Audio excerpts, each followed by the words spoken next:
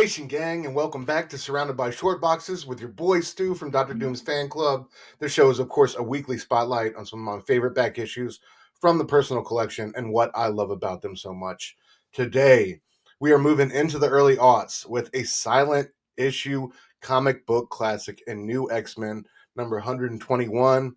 This is from January 2002, written by Grant Morrison with art by the great Frank Quietly. An unstoppable tandem, if you ask me. This book is, of course, part of Morrison's legendary New X-Men run, a very smart, very cool shake-up to the X brand at a time when it really needed it in the early 2000s. If you're talking canon of Children of the Atom, Morrison's New X-Men run and that chapter is a must-read. I don't have a ton of runs where I have every single issue, but I do have all a New X-Men, his New X-Men. So let's take a look inside at what makes this silent issue in particular so special. Now, New X-Men 121 is a Nuff said comic, so let's give that some context. In early 2002, Bill Jemas, Joe Quesada, and Marvel Comics embarked on their Nuff said publishing initiative, an event meant to highlight their top-tier artists working on some of the biggest flagship titles of the time. Named after a Stan Lee colloquialism, I guess one person can make a difference. Enough said. Was to feature silent issues, written entirely without dialogue, thought bubbles, or written narrative, allowing the book's artist to tell the story exclusively through the art. Apparently, Quesada got the idea for this initiative from when Larry Hama first had success with the format, using it as a creative challenge of sorts a couple decades earlier, both writing and drawing one of the more landmark silent issues of all time, G.I. Joe number 21 from March 1984. This quiet classic follows Snake Eyes as he infiltrates Destro's castle to free Scarlet. As Snake Eyes fights through Cobra troops and ninjas on his way to Scarlet, for the first time in G.I. Joe lore, we meet Storm Shadow. And the final page packed a wallop of a reveal, as we learn that Snake Eyes and Storm Shadow may have more in common than we thought. So, it was based on this previous success from Hama in the mid-80s that Jemas and Quesada found the gusto to go for it with Nuff said. And though not every issue of this 2002 initiative resonated with me, there were without a doubt several highlights, some of which for me included X-Force 123, written by Peter Milligan with Mike Allred on art. Duke pops a pimple on his head and subsequently opens up a vortex to the dark side of his imagination, where he traps all of his teammates in horrific scenarios based upon their own fears. And this is all gorgeously illustrated by Mike Allred with his psychedelic pop art sensibilities. There's Punisher, number 7, a book from the legendary Frank Castle run by Garth Ennis and Steve Dillon. This story in particular is both written and drawn by Dillon himself, with some hilarious script notes included at the end. But I think my runner-up for second favorite Nuff said book after this new X-Men issue has got to be Daredevil number 28, written by Brian Michael Bendis with art by Alex Maleev. Maleev was really at the height of his artistic prowess here, turning in some unbelievable pages. This one follows Matt Murdock / Daredevil having to deal with a price on his head and those that want to collect on that bounty. It's an excellent artistic showcase for Maleev, one of the many high points, and a really unforgettable run for the Man Without Fear. Also, interesting little did you know tidbit right here. The Nuff said issue for Avengers, number 49, has one of the best comic book writers of today, Rick Remender, on inking duties for a tale about Earth's mightiest heroes surrendering the planet to Kang the Conqueror. Thought that was a cool little footnote. Now, all these issues are good, some even great, but for me, none had a bigger impact nor executed the silent issue theme in a more unique way than Morrison and Quietly did here in New X-Men 121. Not only that, this issue adds a huge, unforgettable, and complex layer of depth to the character of Charles Xavier. And the discovery that Jean and Emma make during this psychic rescue changes so much about what we all thought we knew about this, legendary ex-father figure and mentor. So let's get into it. The entire issue follows Jean Grey and Emma Frost on a psychic rescue mission. As the comatose body of Cassandra Nova lies on life support, our two Omega-level telepaths must deliver Charles Xavier's tortured psyche from the prison of her mind that is being held captive in. At the end of the previous issue, number 120, Hank McCoy, aka Beast, figured out that Cassandra had switched bodies with Xavier and that his fractured mind was still alive inside Cassandra. So, Cassandra Nova made quite the entrance in the introductory arc of this run, E for Extinction, 7 issues prior, when she assimilated the DNA of Donald Trask and took command of the wild giant sentinels from a hidden master mold factory in Ecuador, putting into motion a horrific genocide upon the mutant island and sanctuary of Genosha, massacring over 16 million mutants, and a somber and visceral opening chapter for this run, especially in a world adjusting to the new status quo after the events of 9/11. You may have also recently seen her make her MCU debut in 2024's Deadpool and Wolverine. We shared a wound.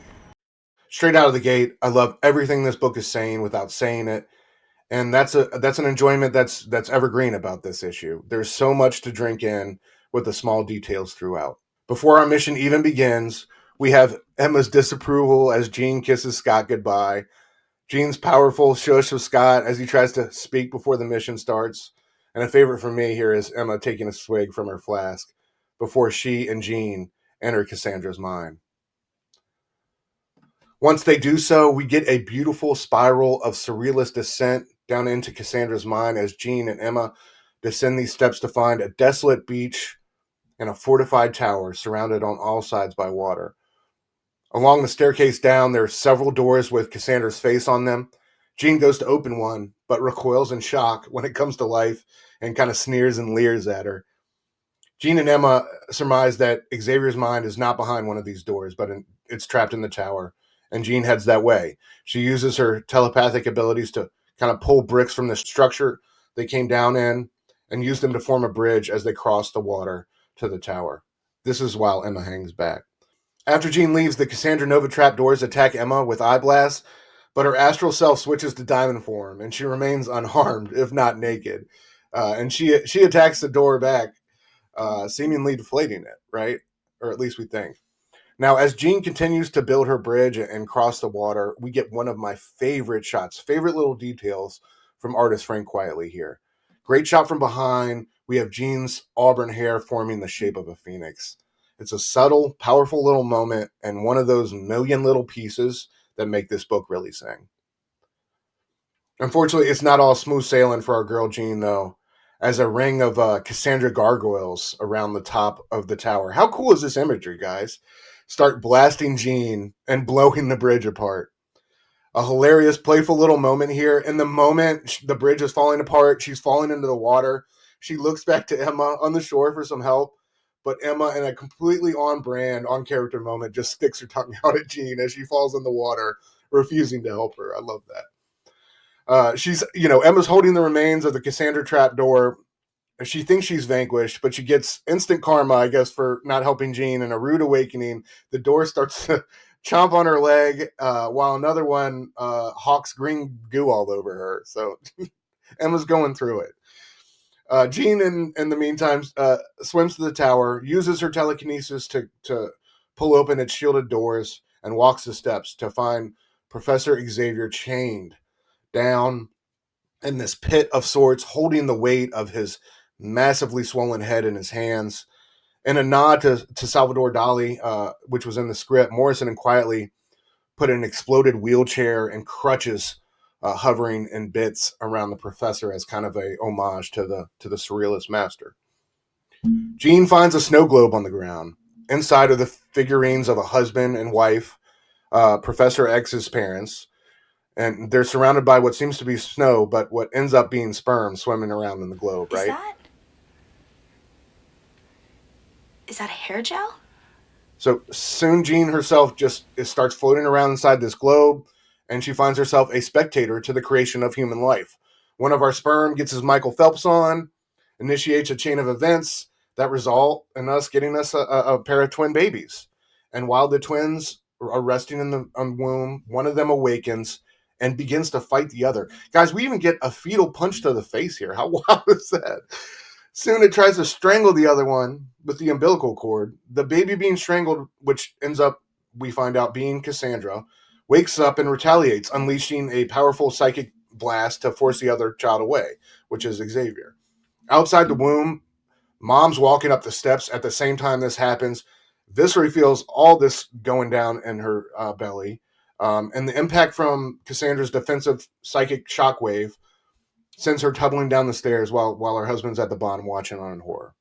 So we come out of that flashback about what happened in the womb between Xavier and his twin sister, and we are back in the tower with Jean as she holds this snow globe. She tosses it aside, telekinetically breaks the chains, holding down Professor Xavier, and in this great shot, she kind of just obliterates the tower and this beautiful warm glow of pink psychic energy. It's so well done.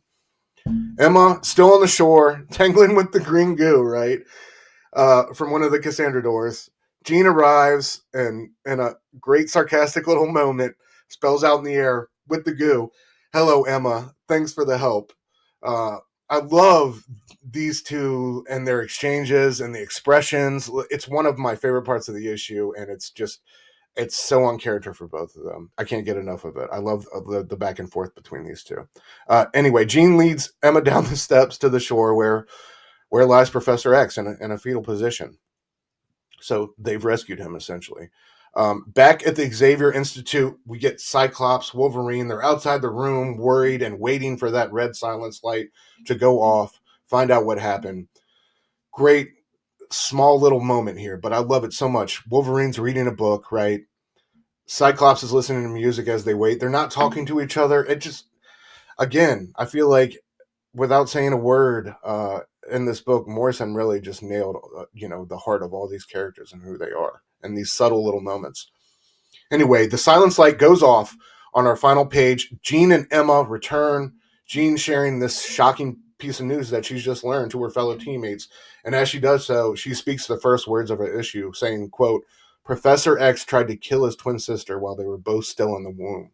We ought to talk." Man, what a mic drop and what a cliffhanger. Moving on into the next issue. And what a reveal, right? I adore this issue, first and foremost, because it rose to a creative challenge and it completely owned it.